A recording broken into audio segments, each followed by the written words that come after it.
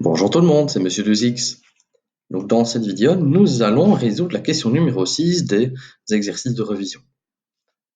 Alors, le lien envers le dossier est disponible dans la description. Essayez de résoudre l'exercice, mettez la vidéo sur pause et lorsque vous l'avez terminé, visionnez l'exercice pour la correction. Allons-y pour la solution. Donc, c'est une question qui traite de tableau de variation de fonctions.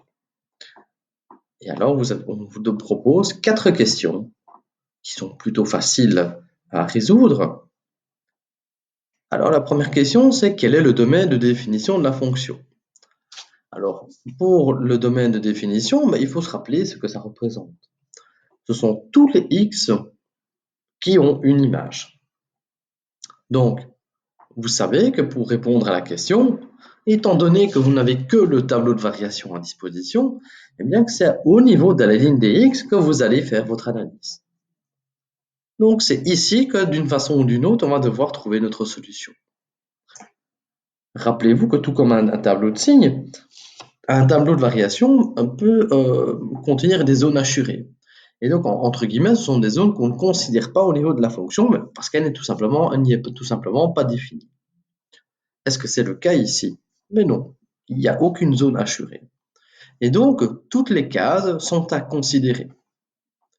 Et donc, on peut enfin répondre à la question, quel est le premier x pour lequel on a une image? Eh bien, c'est moins 4.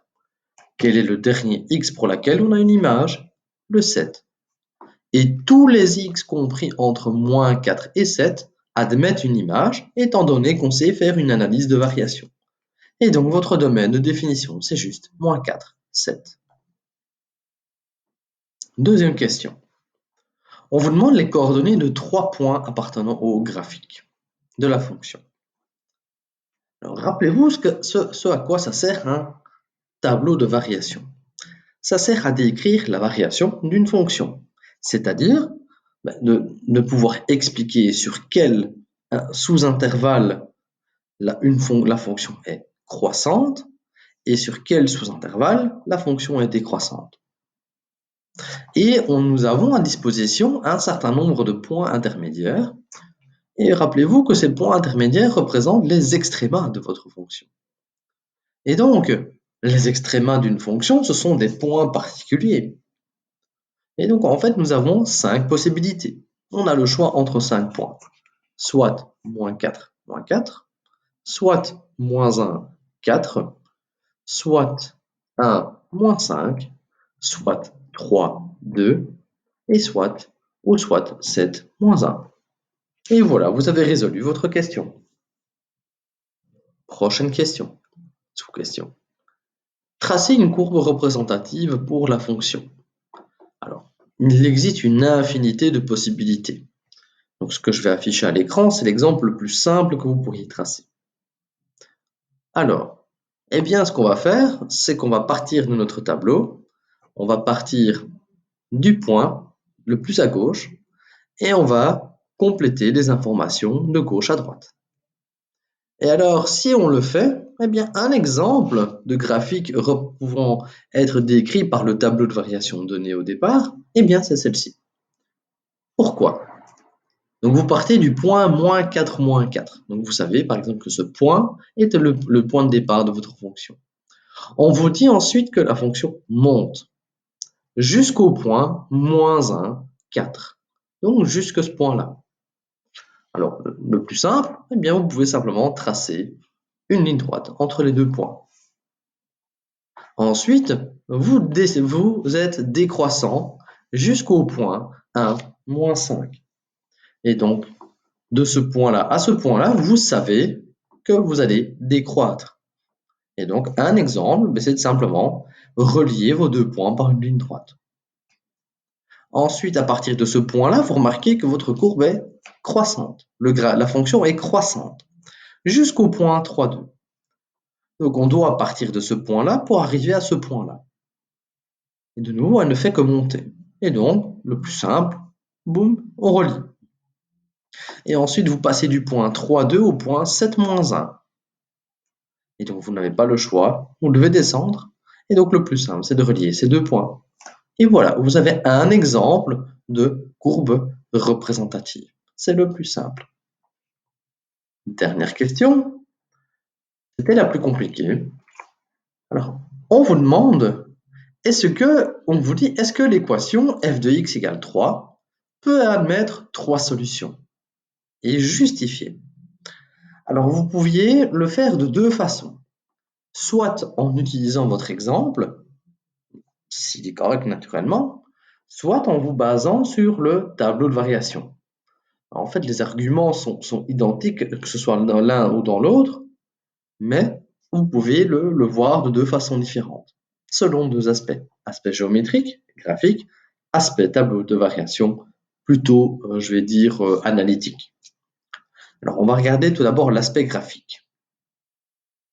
Donc, répondre à la question quels sont les x tels que f de x égale 3, résoudre cette équation, c'est se poser la question pour quelle valeur de x est-ce que l'image par la fonction vaut 3? Donc le 3, c'est une image, c'est une valeur de y. Donc si vous voulez répondre à la question, eh bien comme affiché à l'écran ici en rouge, vous tracez une droite horizontale à 3 et vous regardez pour répondre à la question, eh bien si cette droite horizontale croise votre courbe 3 fois. Et comme on peut le constater, mais votre courbe n'est croisée que 2 fois par votre droite horizontale ici en 3. En ce point-là et en ce point-là. Et voilà une façon de justifier votre réponse. Une autre façon, c'est de se dire, mais plus sur base du tableau de variation, je vais revenir en arrière, voilà. Donc, l'image doit valoir 3.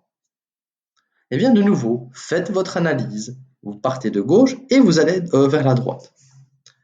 Ici, vous analysez des images. Donc, ce n'est pas au niveau de la ligne des x que vous allez analyser, c'est au niveau de la ligne des f de x ou des y. Et la question qu'on se pose, c'est est-ce qu'à un certain moment, on va croiser 3? Est-ce qu'on va pouvoir atteindre 3? Alors, ici, on passe de moins 4 à 4, tout en l'augmentant. Mais si on arrive à 4, il faut au moins passer 3. C'est clair. Donc pour passer de moins 4 à 4, il faut au moins passer par 3. C'est logique. Et donc, ça veut dire que l'équation f de x égale 3, il y en a moins une solution. Ensuite, on passe de 4 à moins 5. Votre fonction est décroissante. Mais si on passe de 4 à moins 5, eh bien, il faut alors obligatoirement qu'on atteigne 3. Et donc, on a déjà deux solutions. Et ensuite, lorsqu'on regarde le reste du tableau de signes, du tableau de variation, pardon, eh bien, on passe de moins 5 à 2. 3 n'est jamais atteint vu que 3 est plus haut, plus grand comme image. Et ensuite, on passe de 2 à moins 1. Donc, de nouveau, 3 n'est jamais atteint. Donc, est-ce que l'équation f de x égale 3 admet au moins 3 solutions? La réponse est non. Et donc, ceci clôture la question 6. Si vous avez aimé la vidéo, likez-la, partagez-la si vous estimez qu'elle peut aider quelqu'un à comprendre l'usage et l'analyse d'un tableau de variation. Et je vous dis encore à très bientôt. Au revoir.